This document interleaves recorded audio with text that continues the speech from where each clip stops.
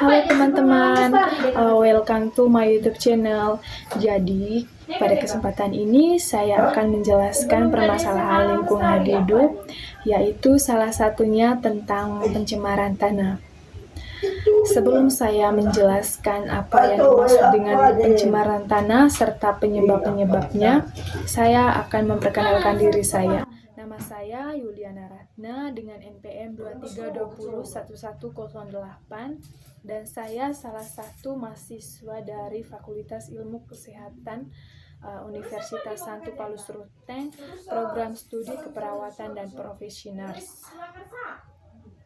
Jadi teman-teman, di sini itu pencemaran tanah, suatu kondisi ketika tanah terkontaminasi oleh zat-zat kimia atau bahan-bahan berbahaya lainnya yang dapat merusak kualitas dan berkelangsungan hidup tanaman, hewan, dan manusia yang bergantungan pada tanah tersebut. Pencemaran dapat terjadi karena faktor manusia maupun faktor alamiah dan dapat mencakup area permukaan tanah hingga lapisan bawah tanah menjadi masalah serius karena dapat menyebabkan kerusakan ekosistem dan kesehatan manusia serta dapat mempengaruhi pertumbuhan dan produksi tanaman yang berdampak pada ketahanan pangan dan ekonomi. Yang berikut penyebab pencemaran tanaman. Jadi di sini teman-teman ada beberapa faktor penyebab pencemaran tanah. Yang pertama itu limbah anorganik.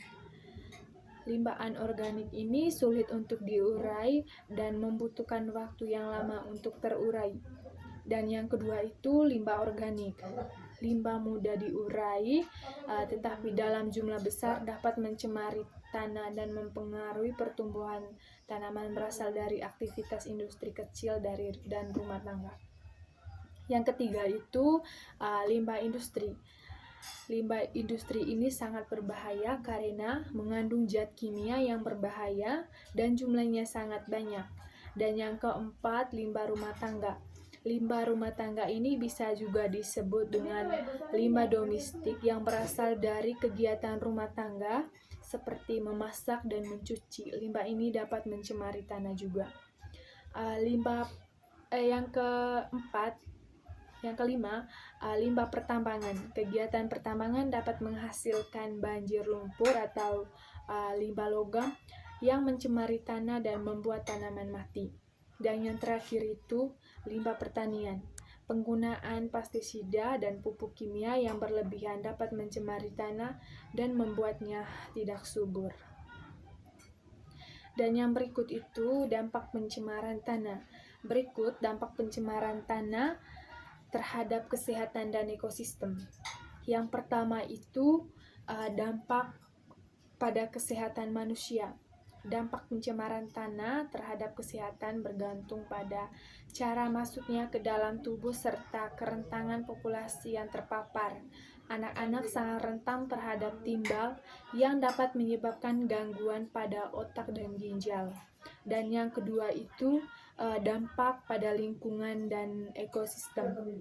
Dampak terhadap sektor pertanian terutama berkaitan dengan perubahan dalam metabolisme tanaman yang akhirnya dapat mengakibatkan penurunan hasil panen. Situasi ini mungkin berdampak lebih jauh terhadap upaya konversi tanah karena tanaman mungkin dapat menjaga lapisan tanah dari proses erosi.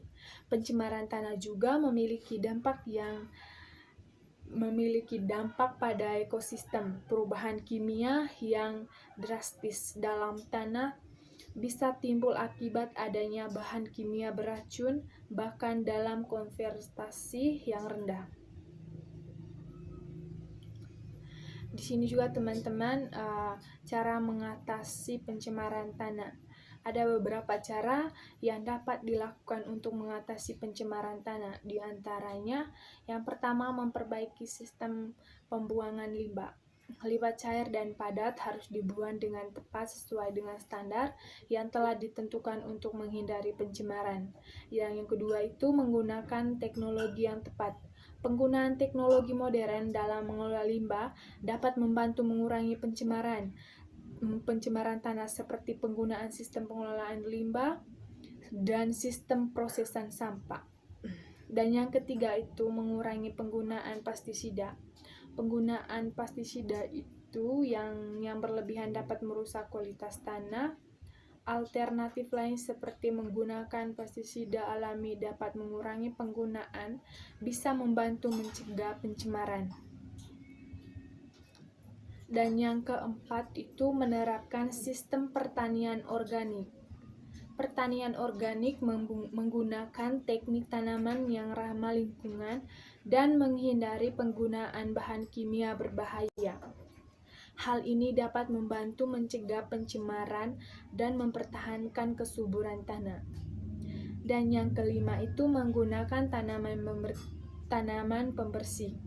Tanaman pembersih seperti tumbuhan kelapa, sumak belukar, dan tumbuhan lainnya dapat membantu membersihkan tanah dari polutan. Teknik ini dikenal sebagai fitromedidasi.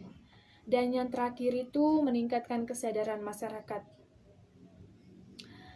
Jadi di sini kampanye penyuluhan dan sosialisasi tentang bahaya pencemaran tanah dan dampaknya dapat membantu meningkatkan kesadaran masyarakat tentang pentingnya menjaga kebersihan lingkungan. Dan yang terakhir teman-teman, hubungan agama dengan lingkungan hidup. Agama itu pada dasarnya mengajarkan manusia untuk harmonis dengan lingkungan atau alam. Agama juga melarang umatnya untuk merusak keseimbangan alam. Nilai agama dan lingkungan ini semakin relevan digali manakala dunia tengah dihadapi krisis lingkungan akibat ulah manusia. Baik teman-teman, mungkin itu saja yang bisa saya jelaskan. Semoga bermanfaat. Terima kasih.